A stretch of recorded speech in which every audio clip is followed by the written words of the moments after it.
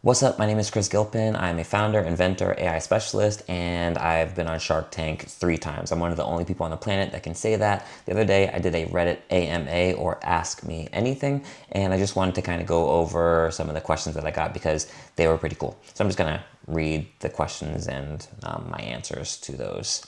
Do a little screen share with you guys. So, first question was, how much direct contact do you have with the Sharks versus contacting their teams?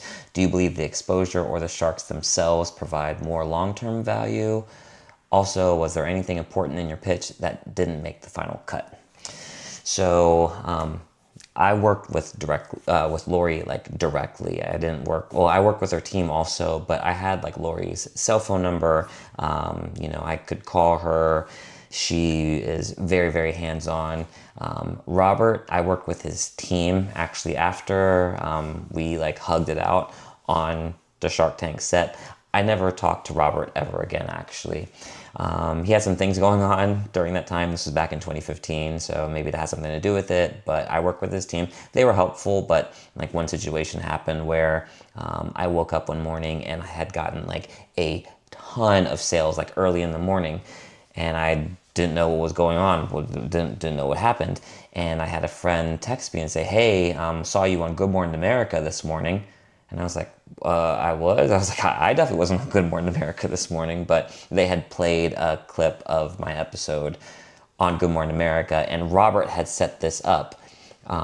He was actually on Good Morning America. He was actually in the clip, and a heads up would have been nice, just something. If we do $25,000 in sales, it's just kind of good to know, I guess, ahead of time. So it wasn't the best communication, but Lori was awesome. Okay. Let's see. Oh yeah, and then was anything cut from the episode? Yes, I was actually up there pitching to the Sharks for 45 minutes, and they cut that down to about 11 minutes of actual airtime in the episode. So yeah, a lot gets left out. Too much to go into here, but yeah, a lot gets left out. Did you get any support or coaching for the pitch itself? For the ones where presenters use water or other effects, is there a budget or something coordinated with the show? So they fly you out to LA, Culver City, LA. I think they're filming actually in Atlanta this year, but they flew us out to LA, and you're there. I was there from Monday through Thursday, and I pitched on Wednesday evening. And when you get out there, the first day you're just kind of doing a lot of legal paperwork, and you are working on your pitch also. You start working on your pitch. The producers are there, and they're helping you figure things out because they want to make good TV more than anything. They don't care if the person gets a deal or not, and they actually tell you that. They're like, we need yeses as much as we need nos, because if the show was just everyone getting a deal, it wouldn't be as intriguing as some people getting completely shut down and no sharks want anything to do with them, right? But as far as the set design goes, I had brought out some of my product, of course, when I flew out to LA.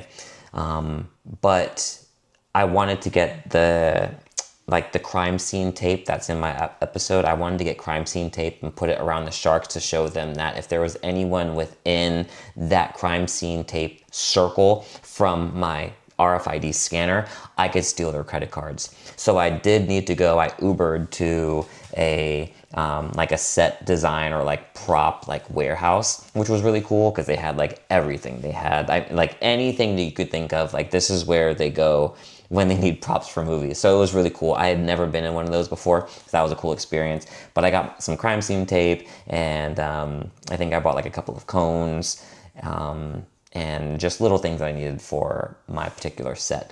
It was out of pocket. There is not a budget that they give you. And let's see.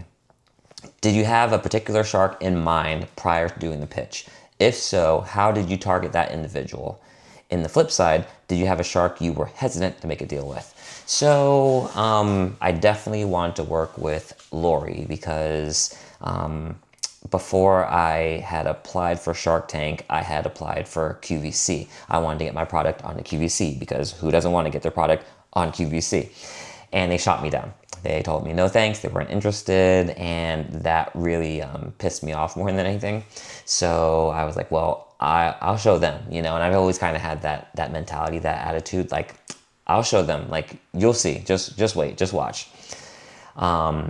And I had eventually got onto Shark Tank, and I knew I wanted to get a deal with Lori because, one, she's an awesome entrepreneur, but two, she's the queen of QVC, and I knew if I made a deal with her, she would get me on QVC. And she actually told me during my episode that this is what I think I could do in 1 month alone on QVC with the... Let's go, you know, like that's what I wanted to hear. And Robert, of course, because he's in the tech industry, so I figured those were actually going to be the two best sharks for me. It would have been awesome to make a deal with Mark Cuban because he's a billionaire. So if there was any money constraints, you know, that we ran into in the future, I mean, obviously all the sharks are well off, but, you know, having a partner billionaire, that sounds pretty cool too.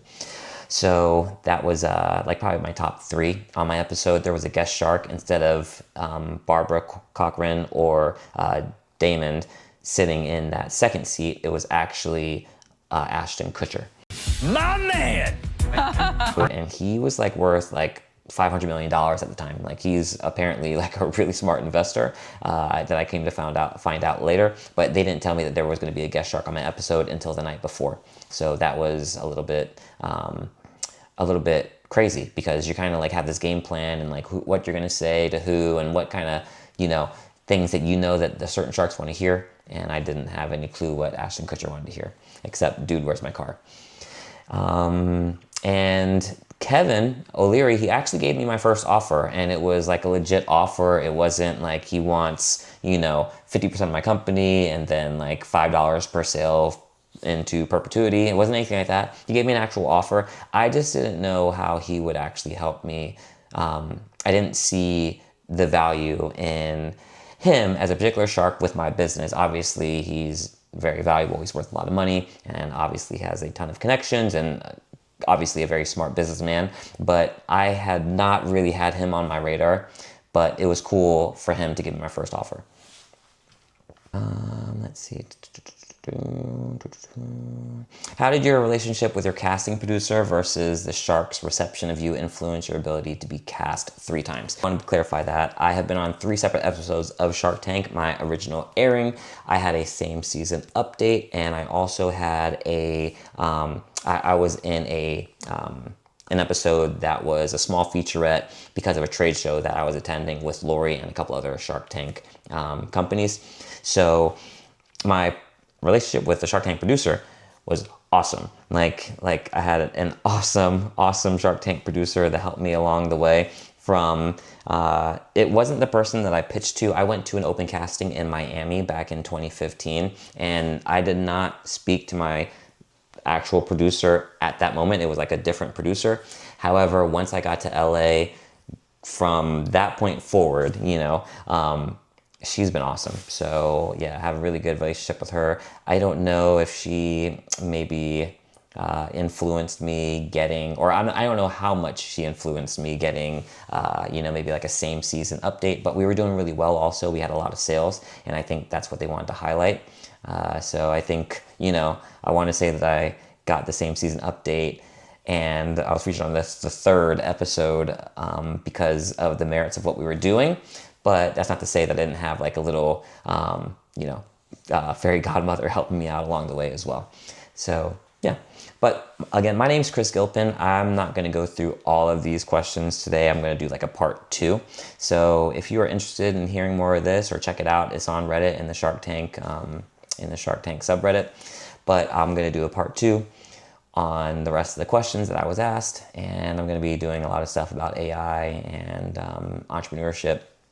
I've been doing this for like 14 years now. I've been self-employed for the past 14 years. So if you're interested in that type of content, give me a follow. I'd appreciate it. And until then, see you later.